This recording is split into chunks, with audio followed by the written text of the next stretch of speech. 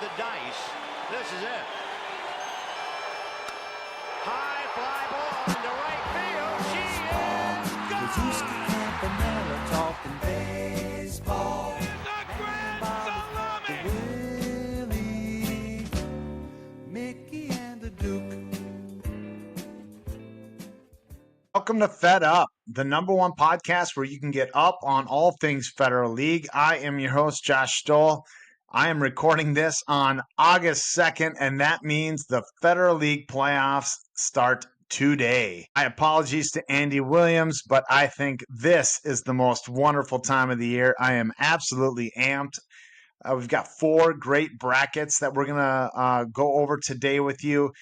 To do that, I have invited 4 different guests, one player from a team that is representing in the corresponding bracket from the AAA. We've got right-hander Cliff Christopherson from the Rosemount Pipers on. He's going to hit a little bit on Rosemount's season. He's going to talk about the AAA bracket. In the AA, we've got another right-hander, Josh Loewen from the Burnsville Bulldogs. He'll touch a little on their season and break down the AA for us. And maybe I'm showing my bias for pitching because from the A bracket, I've got Dan Pluff from the St. Michael Angels. He's going to join us in a little bit to go over the A bracket. And then from the B, we've got C.T. Harris. He's a player manager from the Red West Legends. He's also an executive committee member. So he's going to talk a little bit about the Red West season. Talk about that B bracket, but then also give us a little insight on what it is like being on the board and trying to prepare for these playoffs. I apologize for the closeness of getting this episode out to the start of the tournament, but I have been working myself on helping booking fields and booking umpires. It's we've had some curveballs this week. There's no other ways to put it. Certainly been a little bit of scrambling on our part to pull together what I'm sure will be a really amazing postseason. The process for preparing for this, I've seen a lot of opinions and comments on the way that we do the playoffs. Really want to revisit that at an episode following the season. I thought there's some great ideas that were shared, and then maybe some complaints or concerns that we can certainly address and explain why those are a little bit, call them, misinformed. All right, enough of the buzzkill. I want to make sure everybody has plenty of time to listen to this before their game. So let's get right into our AAA guest. I am joined now by Rosemount Piper ace Cliff Christopherson. Cliff, welcome to Fed Up.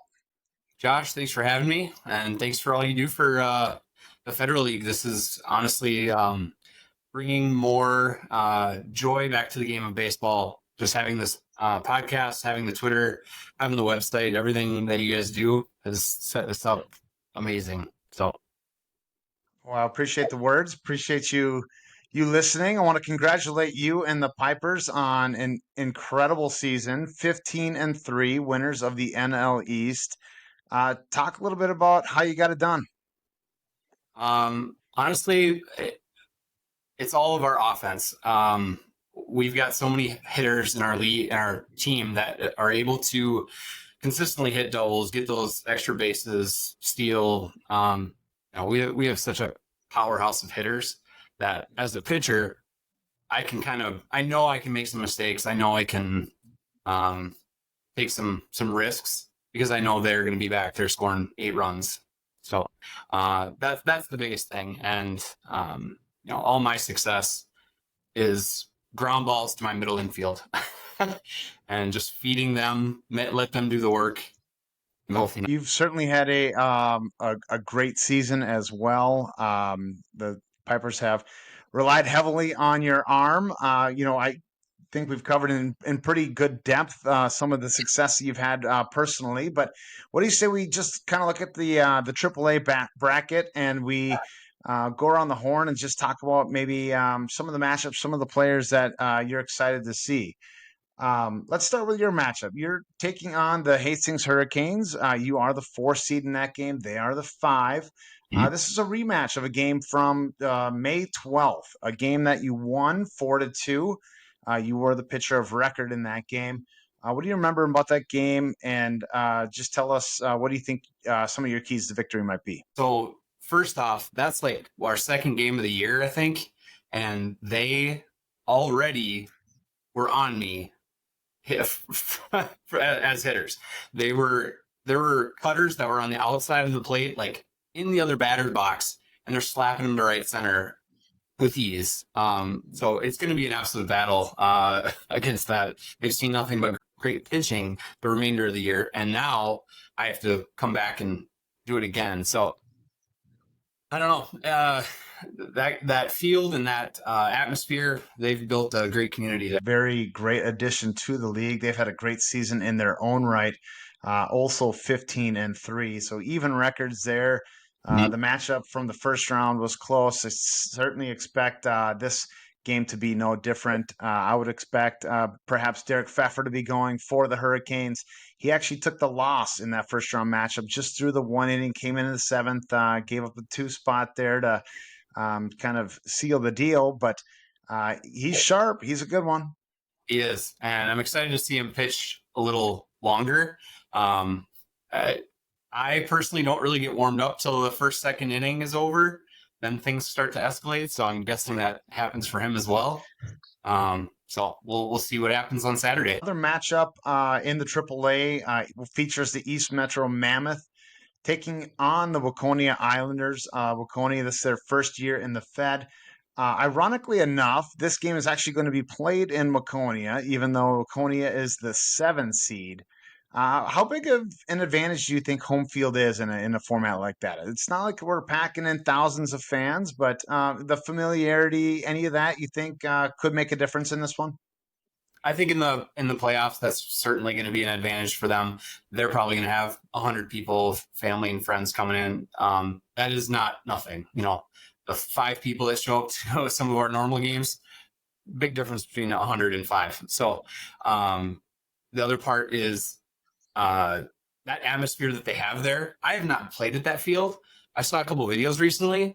That is awesome. The show that they can put on, that's going to be huge in their favor. East Metro, I would assume Matt Girl's going to be pitching for that, and their whole lineup is tanks. You know, same fear as I have for Hastings. Like every one of them is perfectly capable of putting it off the wall. So you know, I think both teams are going to have a heck of a time. Rounding out some of the other matchups, Minoka and Minnetonka.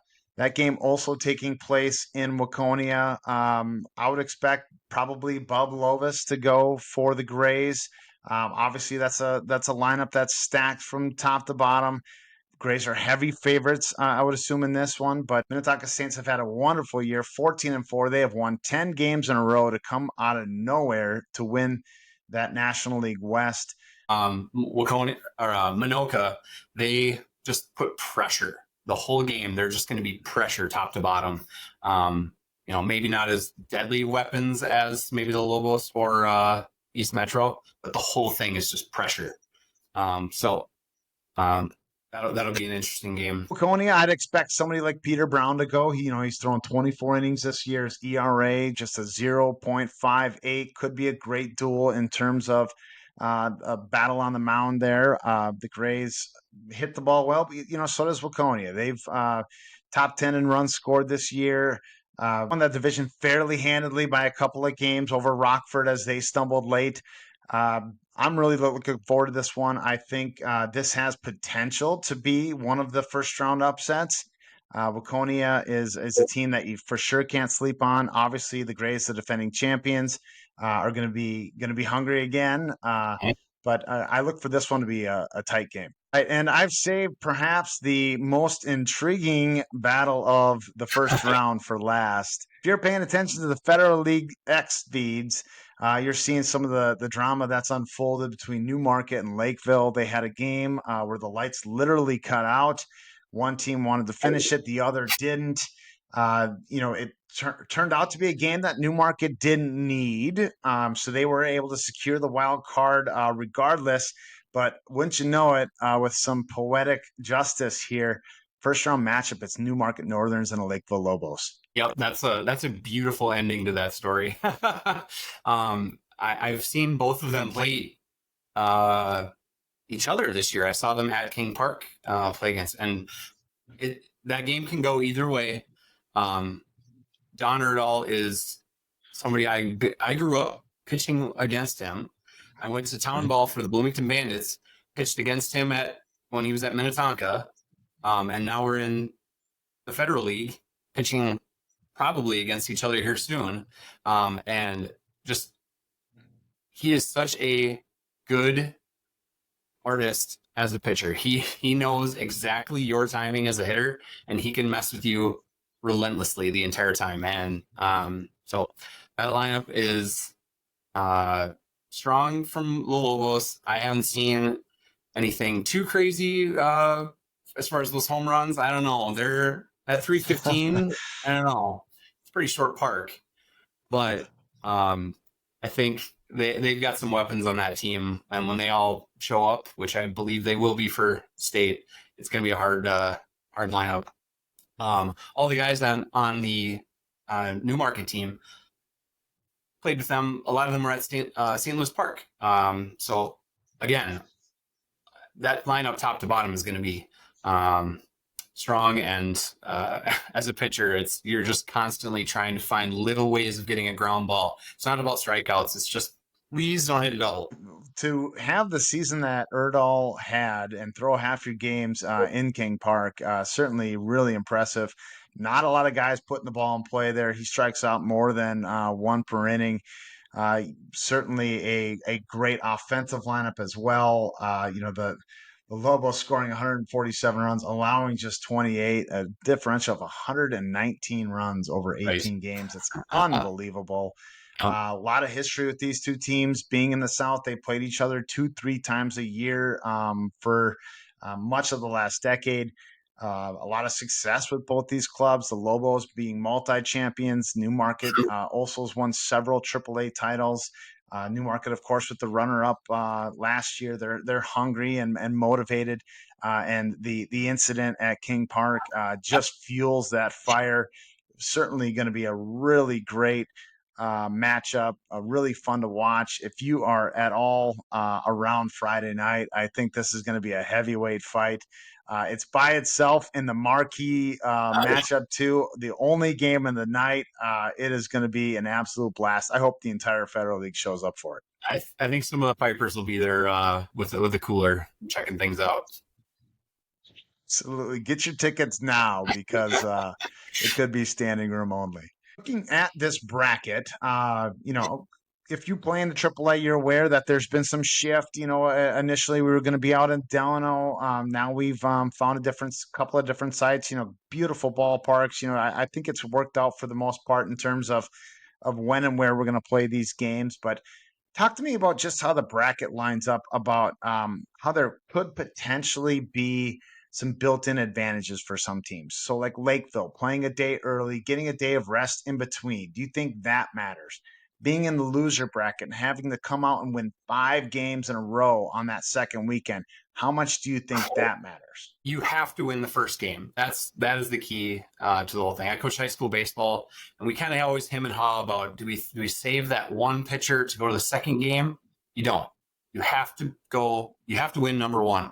Because if you go into the losers bracket, you have to climb such a hill to get back up. It's insurmountable.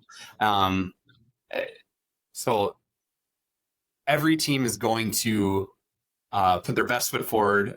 It's going to be fun to watch that day one. Like I'm hoping I can get away from the family the entire day, so I can just plop down on a chair and enjoy baseball all day. You said lovingly, right? Yeah. Lovingly, yes.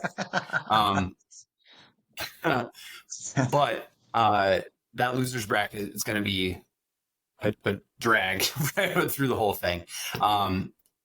Teams like Anoka can survive that, I think. Teams like Rosemount might not be able to survive the losers bracket just out of sheer numbers.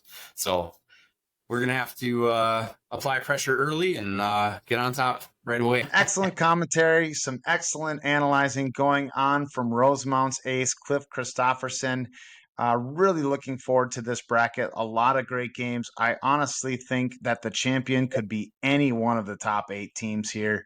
It is absolutely stacked. It's going to be really good baseball. Looking forward to watching you, your team, and the rest of the bracket compete. Thank you, and good luck to you in your bracket. I know you guys beat us twice. Maybe next year it'll be 3 or 4 times in state. So always love running into your group. Love the post game celebration with the tap wagon. You guys are absolutely first class. Wish you a ton of luck and success in the postseason here, and looking forward to seeing how it plays out. Thanks for joining, Cliff. thanks, Josh. Bringing the expert analysis. Love sitting down with him. The guy is just a gamer. Rosemount should absolutely be considered one of the viable teams that could win the AAA. Really feel like all 8 teams are in the mix here. I want to highlight a quick survey that Taylor Pagel of the Hastings Hurricanes went ahead and conducted for us. He looped the Fed Twitter feed in on that. Got some decent responses. Just about 100 votes, give or take, for each of the 4 games. He just did the AAA here, so probably got a response he didn't like on that Rosemount game. 76% of the respondents thought Rosemount would beat Hastings. I'm gonna agree here. If I'm picking these, if they throw Christopherson, I think they survive that first round matchup. If they try and save them, now I think that gives Hastings a shot. Will they counter with Pfeffer? If they do, that definitely allows them to be competitive. But if both teams give it both barrels, I like the Pipers in this one. 83% of the people responding to this poll liked the East Metro Mammoth over Waconia. I agree. I think Waconia is going to be a little overwhelmed in this one. The Mammoth, when they want to play, really solid team. They've struggled to score runs down the stretch. Now, is that more of a trend or mirage? They like to roll that lineup over a little bit, get some guys at bats. Will they condense that probably down to 9, which I imagine they will for the postseason here, and maybe that'll solve some of the offensive inefficiency that they've recently incurred. But I like the Mammoth in that game. 72% of the respondents like the Minoka Grace. The Saints are good. They're really good. Winners of 10 in a row, came out of nowhere to win that division. I think they'll probably throw Brandon Casadecalvo, who's potential Cy Young candidate there. That's tough for the Grays, to play a relatively soft schedule. I have a couple of games mixed in there, where they're seeing AAA talent, but then to come out and turn it back on again, a year where you're the defending champ, maybe not quite as hungry to reach that pinnacle again. I think this could be potential for a first round upset. Look for that game to be close either way. Then got a kick out of this one. The Newmarket Lakeville. 54% of respondents picked Newmarket to win that game against the undefeated Lakeville Lobos, and they're only undefeated. We're all well aware of all the controversy now. There's even been some back and forth around some of the eligible players in this game. There's just lots of blood in the water here. These two teams are going to be so motivated tonight to just whoop each other. It's going to be a great game. Really hoping to get out there myself to take it in person, because I think the atmosphere is just going to be electric. It'll be Fed baseball at its finest. So really looking forward to that one. All right, without any further ado, let's bring on our double A guest, Mr. Josh Loewen of the Burnsville Bulldogs. I'm joined now by veteran right-hander from the Burnsville Bulldogs, Josh Loewen. Josh, welcome to Fed Up. Thanks for having me. So this double A bracket, just want to start out with just how absolutely stacked it is. This looks like what the AAA used to look like a year or two ago. A lot of obviously new teams coming into the Fed, teams like Tonka Bay and Waconia and Hastings all having a ton of success right away.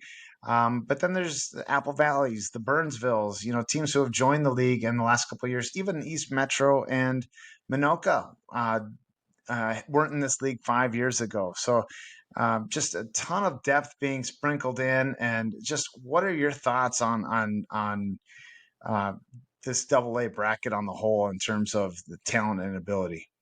Well, I think it's any one of these teams can make a run, definitely for sure. It's going to be a lot of tight games. I think a lot of these teams can really hit the ball well too. So I mean, some of these games could be softball type matches too. Any one of these teams I think can rattle off, 4 wins in a row and make a run through it. So that's just kind of where I'm at. Where I think this double A bracket could turn out. Talk a little bit about your season. Obviously, you guys lost the opener to Milltown, but then you ripped off 12 wins in a row, and now you're kind of sliding back down. Honestly, I think we're an older veteran team. A lot of our age differential. We're probably one of the older competitive teams, I believe, that plays at the AA or AAA level. I think we hold our own. We take pride in our grit and our the way we play the game, I guess. And, we're just kind of holding on to our youth as long as we can. And I think we as a team realize that we're getting up there in age versus some of these other teams. The Minoka and Hastings is kind of a newcomer this year. And it seems like a lot of those teams, they maybe have 8 to 10 years on us, So, I mean, we all remember in our youth when we were 10 years younger. I'm 47. We're 10 years younger, 35, 37 years old. I think you still can get after it quite a bit. Nothing aches, nothing hurts. We're kind of settling into our our age, I guess, as a team. We all still love the camaraderie and the team chemistry that we have with the Burnsville Bulldogs. And we all look forward to getting together and playing some baseball and drinking some beers after the game. That's just kind of the story of our team and the history of us. This season's kind of been disappointing, I guess, health-wise. We've struggled keeping guys healthy. We've struggled. Arms are hurting, knees are hurting, backs are hurting.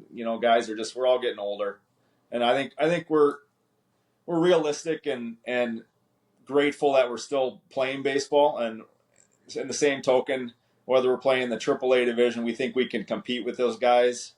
We just don't think, maybe we can, finish them off, basically. But we'll compete with them.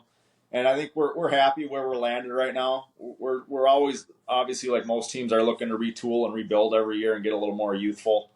But it's been kind of a disappointing where we ended up. We ended up dropping the last five games. Started off 12-1. Dropping 5. We lost to Hastings on a doubleheader kind of type night. Hastings, they got some good arms. Pfeffer over there and Adam Barta. Yeah. A good 1-2 punch.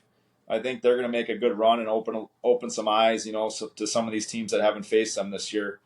It kind of, the season kind of came to a bad taste in our mouth, but we're willing to kind of make a run at the AA level. So I've always told people that Bulldog was a good mascot for your group because you do have some guys that are just, you said it, gritty competitors, guys that just don't like to lose and won't go away, won't give up. You guys seem to be in every game, whether you win or lose. You've always given us just a ton of fits. You got a guy like Chris Freeman who's sitting on 196 career hits in the Federal League. Talk a little bit about his approach and his mentality when it comes to the game and competing. Chris Freeman is one of the ultimate competitors. I call him a true teammate.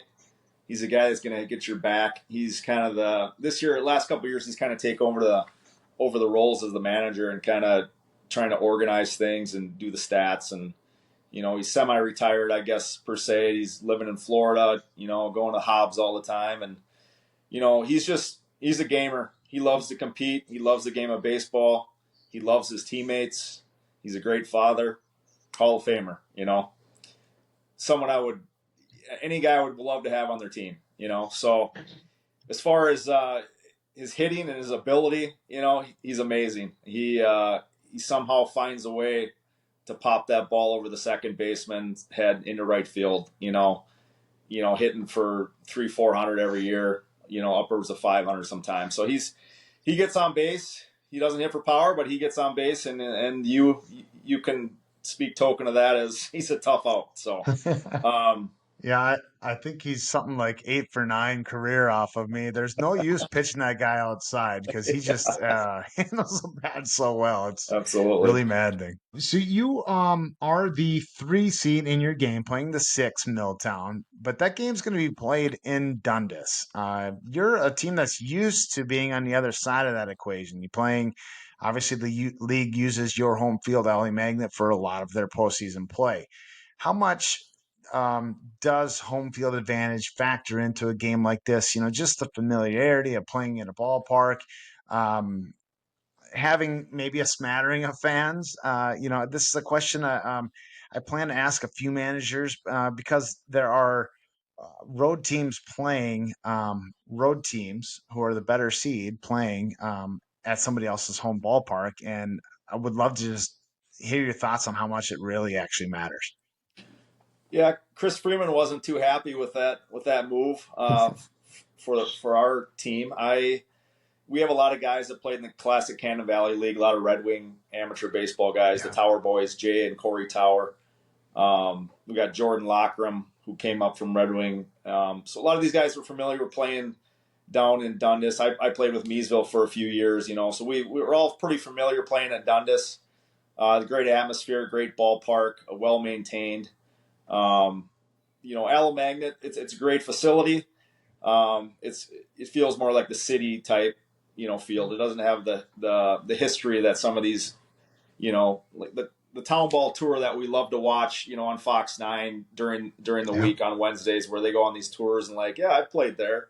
Dundas is one of those fields that if you played amateur ball, that's where you want to play.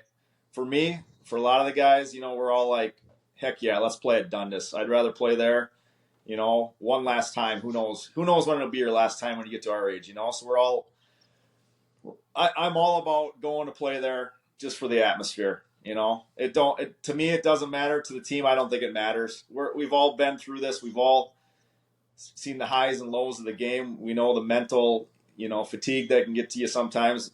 This is baseball. We've been playing it a long time, and to be able to go and play in Dundas one more time, it's awesome. I love that.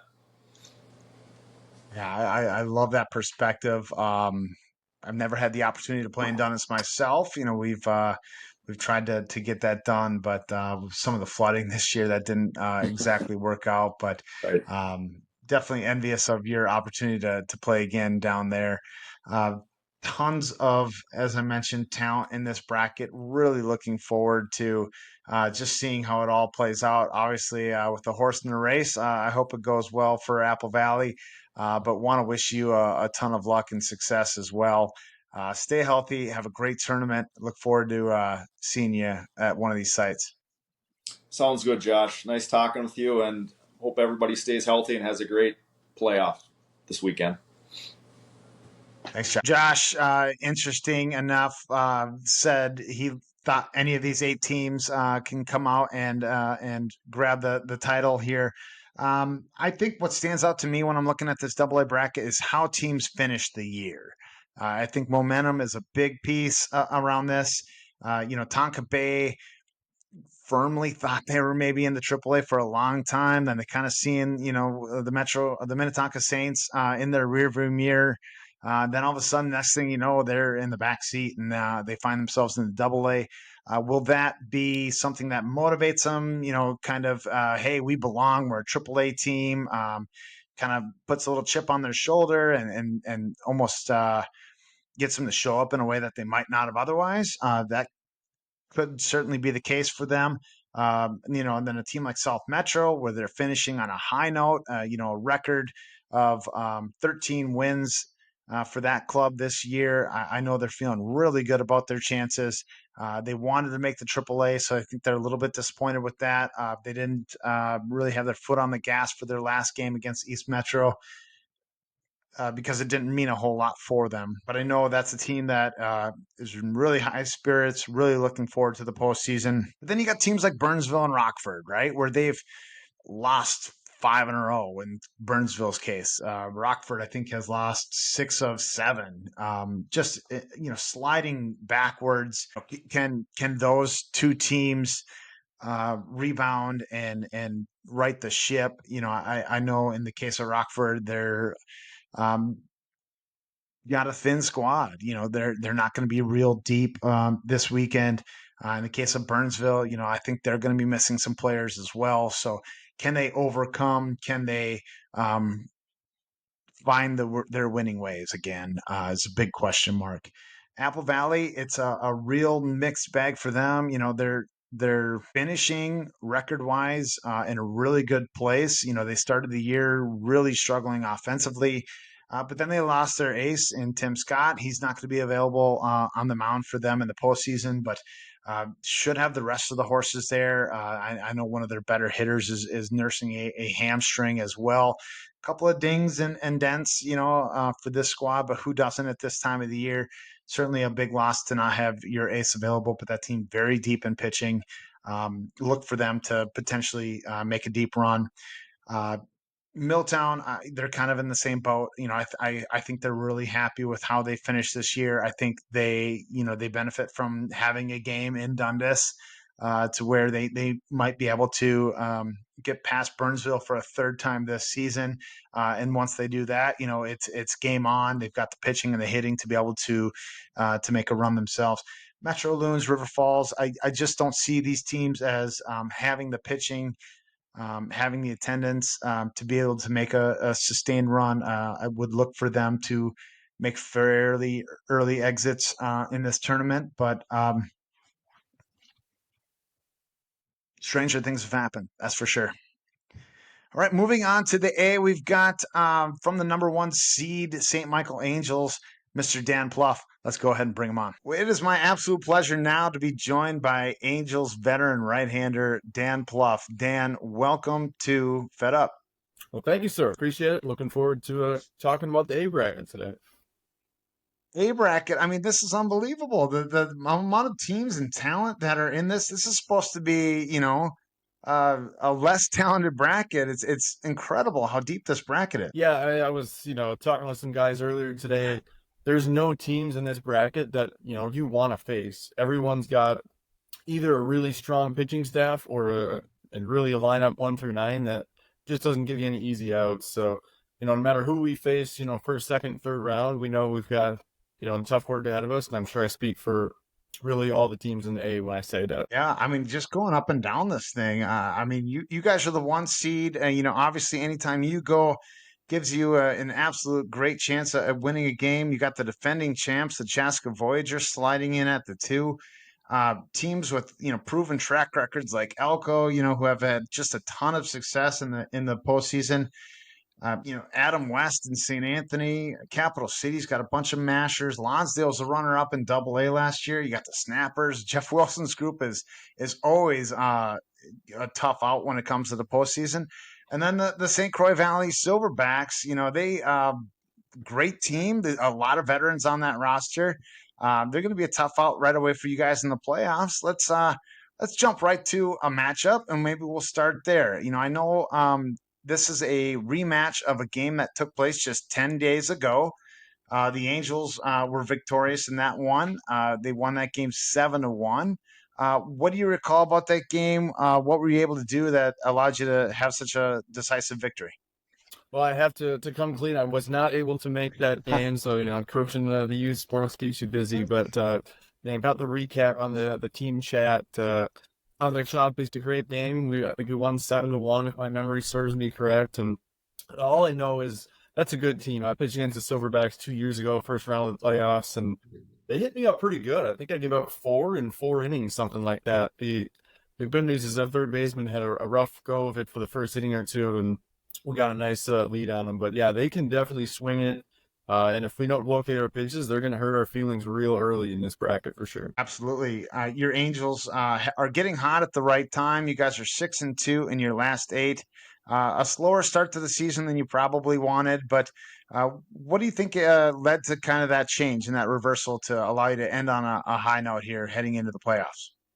Yeah, I mean, I think it comes down to we stopped playing the Grays and the Mammoth and all the good teams on our schedule, right? But no, there was definitely some good battles along the way. Like you said, the Snappers are in the A bracket. That was really an awesome game. You played down at Seabird on the U of M campus, and boy, those guys can hit. That was I think I threw about 180,000 pitches that night to get those guys out. They just kept following things off, great approaches.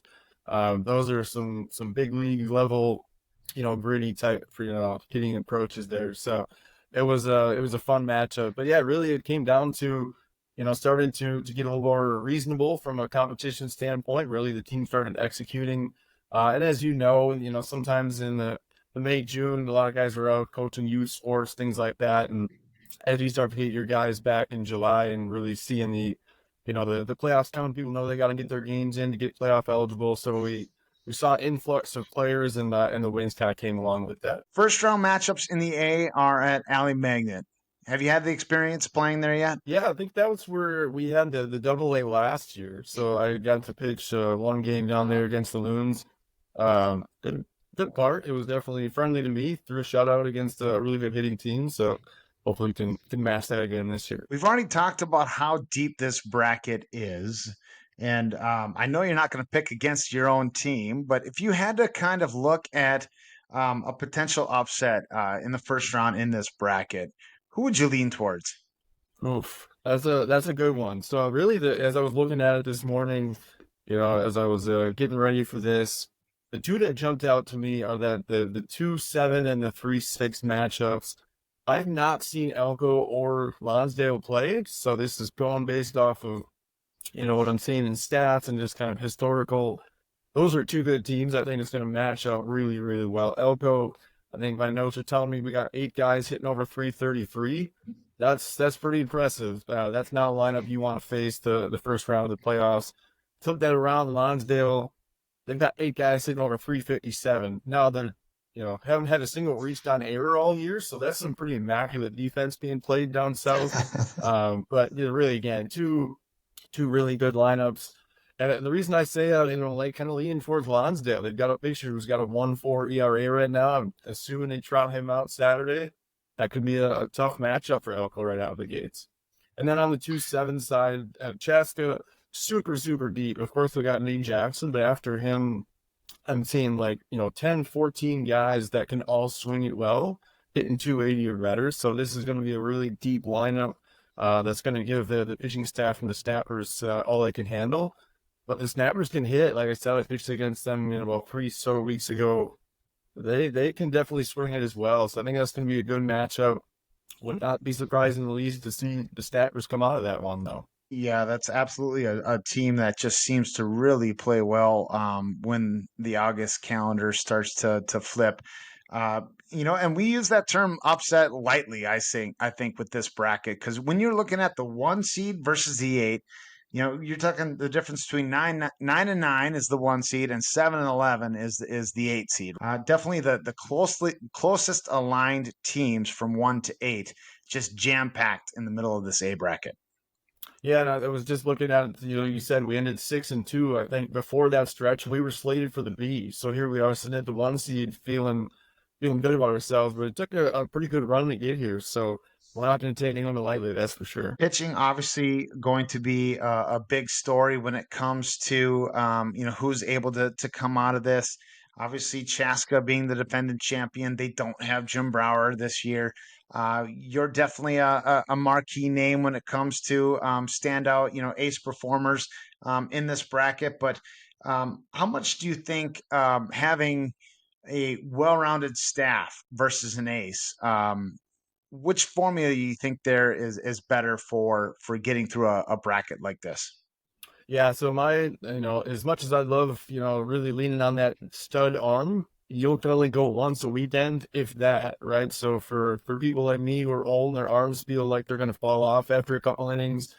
might not be able to go that second weekend. So to me, it's more of that deep pitching staff. So as I'm looking through the staffs here, those teams that go 2, 3 deep, those are the ones that I'm more afraid of than the one guy who's got a one something ERA, but then the next guy's in the fives, right? So, just on that note, I mean, obviously my team's got a couple guys that can come in and get some wins when I'm not able to go. Another team that jumps out, not historically known for their pitching, is the Cannons. They've got a couple guys throwing real well this year.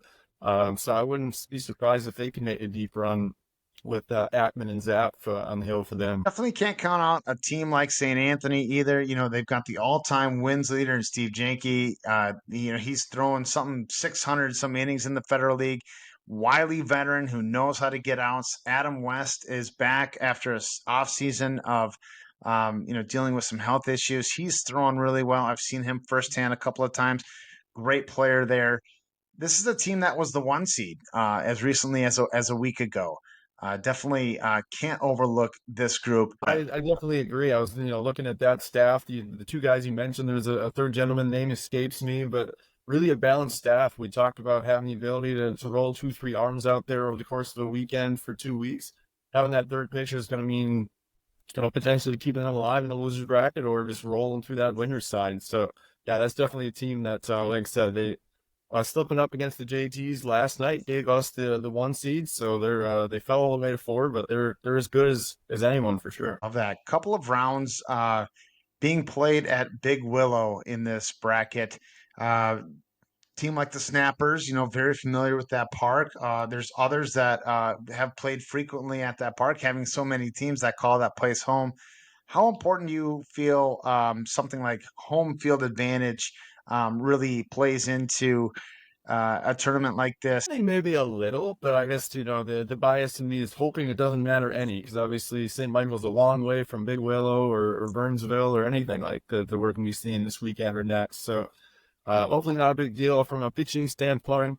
Every mound's a little different, so, I get a little particular with the way the rubber sits and how the clay is and all that stuff, but we've all been doing this a long, long time by the time we get to this league. So I'd like to think guys can make their adjustments and not let the park conditions dictate the outcome too much. He's an excellent pitcher. He's very humble, very modest, does his homework well. I'm very impressed. Dan, we're going to have to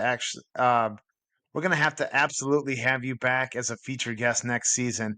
I'm going to wish you a ton of luck, a ton of success. Hope you guys have a deep run in this very deep bracket. Looking forward to seeing how it all plays out. All right. Thanks, Josh. Appreciate it, man. I don't have a ton of additional commentary on this bracket. I think Dan really broke it down nicely. Really is wide open just in terms of the records, being so close, like we mentioned with when Dan was on. 9-9 to 7-11 from top to bottom. These teams are all so close in the way that they're built and the talent that they have. It's who's gonna be there. Who's gonna have their guys show up, and that's true of any team at this time of the year, but especially true in this bracket at this time. We've got one guest left. It is Mr. C.T. Harris of the Red West Legends. Love sitting down with CT. Just a lot of wisdom, a lot of experience, and I hope you enjoy this last session as much as I did. I'm here now with player, manager, executive committee member from the Red West Legends, CT Harris. CT, welcome to Fed Up. Thanks, Josh. Really appreciate you having me, and thanks for mentioning all my hats. I'm not wearing one at the moment, but have had a lot of them both for Red West, Coon Rapids Diamonds, and now with the executive committee. So thank you. Well, thank you for just your years of contributions to the Federal League, both as a player and as a board member. Thanks. I'm only as good as the people around me, and I think you feel the same way, that we have such a great team that it's pretty seamless most of the time. So thanks to President Tupper, yourself, all the rest of the executive committee, board of directors. It's an easy bunch of guys to work with. So thank you. Putting a tournament like this together, it's a lot of work. You've got to coordinate fields and umpires and line up the brackets and make sure that teams have enough days and times and hours to get from one game to the next. Talk to me a little bit about some of the challenges that go into planning an event like this. It's a great question. And we could probably talk an entire segment on just this. I think the biggest challenge for us in the Federal League is that every year we're reinventing the wheel. I mean, there are some things that are the same, like we try to use the same fields, or we try to, make 8 teams as sort of the baseline for what we want for the tournament. But each year the Federal League has grown, the number has changed. We occasionally have to deal with rain or a place that might not have availability for us in a given year. And so as much as we would like it to be plug and play, it's really, we just start all over every year. And it seems like we have to start earlier every year. We used to just be able to, a couple of weeks before, have it figured out. Now we're asking for fields in December before we even get to the board of directors meeting in February. So that's a challenge in and of itself. Other than that, there's myriad emails that go back and forth between the executive committee about the possibilities for seeding. That's also another challenge I should mention too. We often don't know the seeds until 3 days before the playoffs start, because we saved this last week for rainout games, which this year, thank God we did that, because we had so many rainouts. But since we don't know the seeds, that makes it a challenge, because people are asking us, where are we going to play? When are we going to play?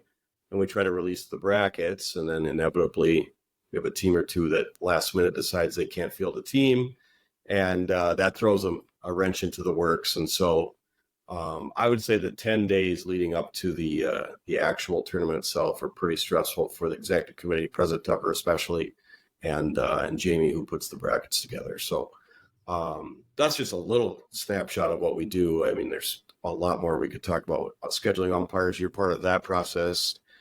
Finding enough umpires for that many games.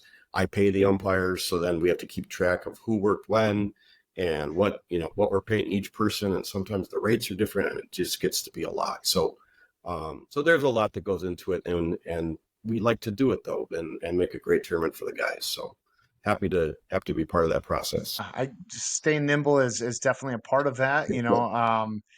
With last minute changes due to weather, or maybe it's NBA coming in and sneaking a site out from underneath our feet, something like that, or like you mentioned, this year it's Northfield who's unable to put forward a team to compete in the playoffs. Didn't have a lot of notice on that. I know Jeremy didn't feel great about doing it, but the season they've they've got some older guys, who have a lot of baseball left with their 50 season going on. So it didn't end up being something that they were able to put an effort towards. But a lot of late changes that as a group we have to overcome and adapt. Yeah. And, as much as we would like it to be seamless, we know it's not going to be. And so we do appreciate when we get grace from the managers and the other teams that understand that it's not as simple as just putting a bunch of names down on paper and running the tournament. So, but I do think we've done a pretty good job of making it as hassle-free as we can this year. And some hiccups along the way, but we're going to be kicking it off in a couple days. So let's go. Let's take a look at that B bracket. A lot of interesting storylines when you look at this just from a lineup, a bracket standpoint. Whether it's Jim Block playing in his final season. The St. Paul JTs are a team that's had a lot of success in this B bracket.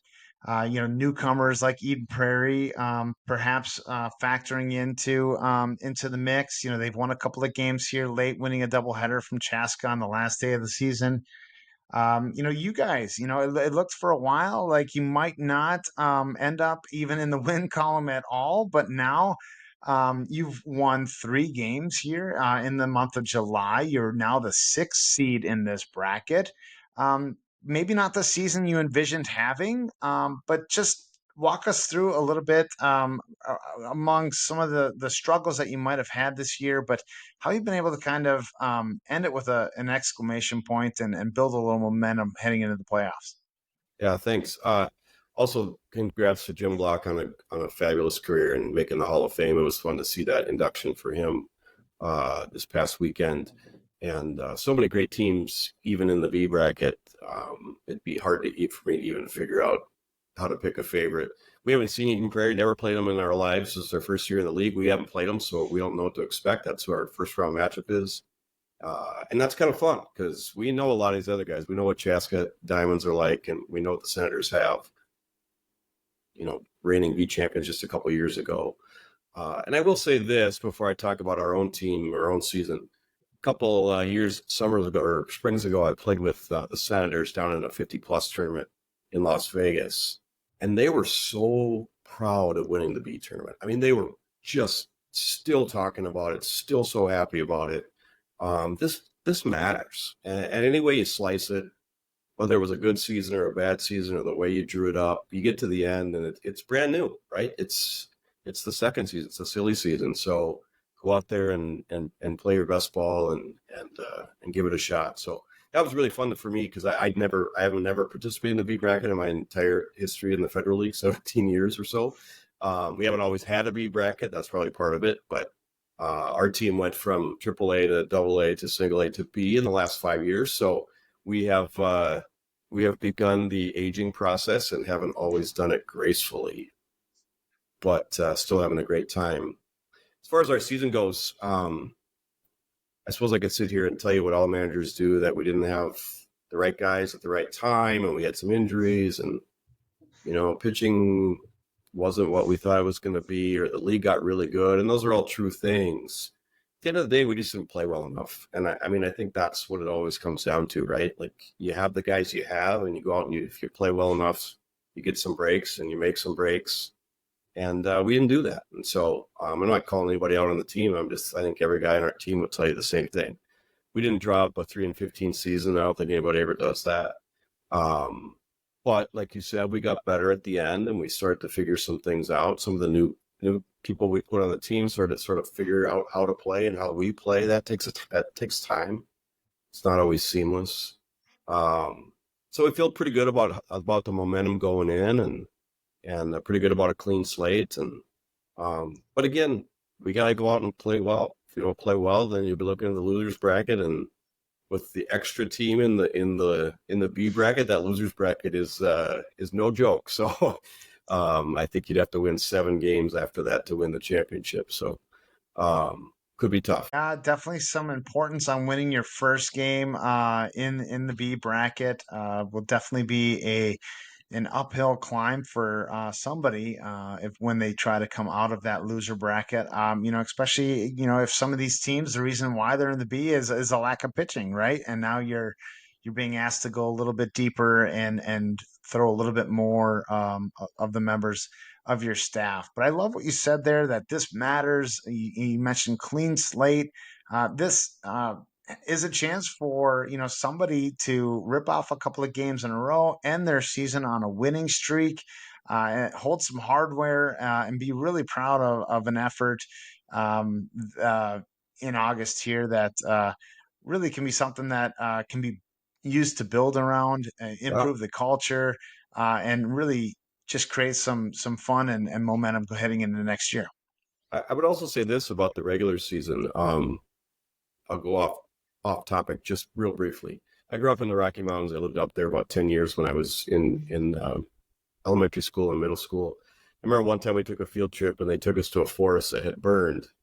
And I remember them saying, sometimes you need that in a forest because it comes back and the seeds drop there for the right trees, and then the ground heals and then it comes back better than it was before.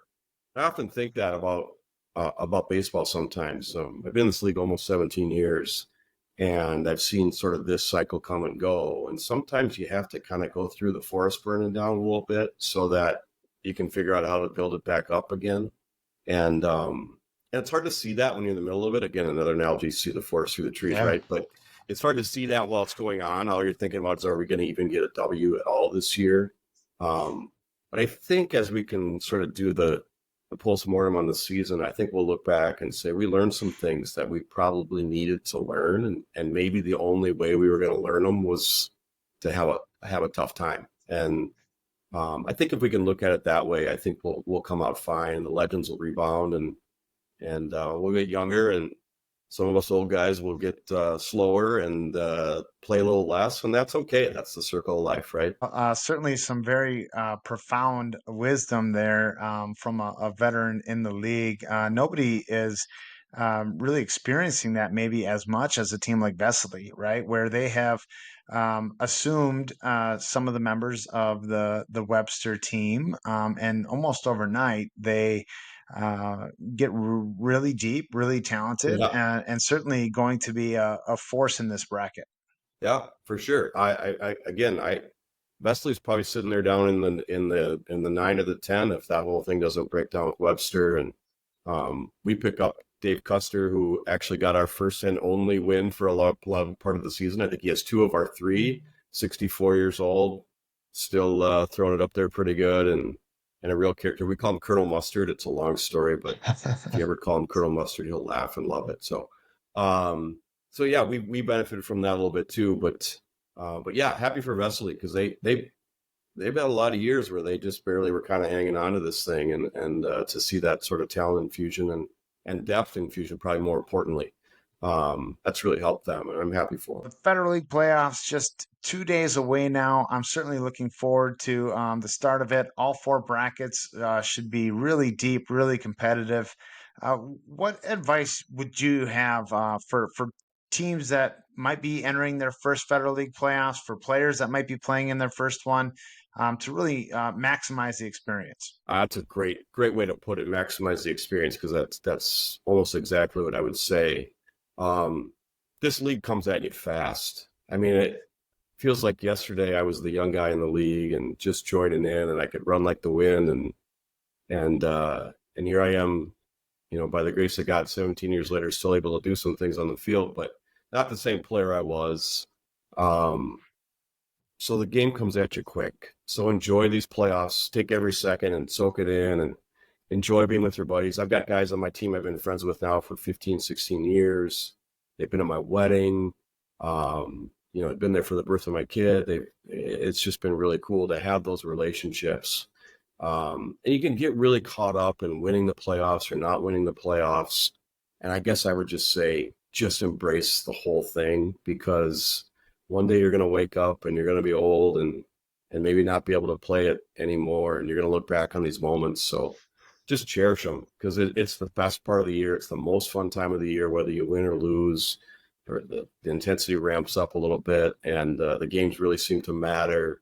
And just enjoy that, because it goes fast, really fast. That more wisdom from just an absolute veteran and a treasure of the Federal League. CT, thank you so much for taking some time to come on and just share a little bit with our listeners and the members of our baseball community. Really appreciate you and your contributions. Good luck this weekend. Thanks. Same to you guys, and to all the teams out there. And again, thank you so much for having me. That is all the time we have for this edition of Fed Up. Hope you enjoyed the bracket breakdowns. March Madness, eat your heart out, because these are the real brackets that the people care about. I hope you have a great time competing and enjoying your teammates this weekend. I hope the ball bounces your way and everyone stays healthy. It's going to be a fantastic time. Enjoy connecting with the rest of the teams and the players in this great community that we have. And until next time, thank you for listening. We'll see you next week.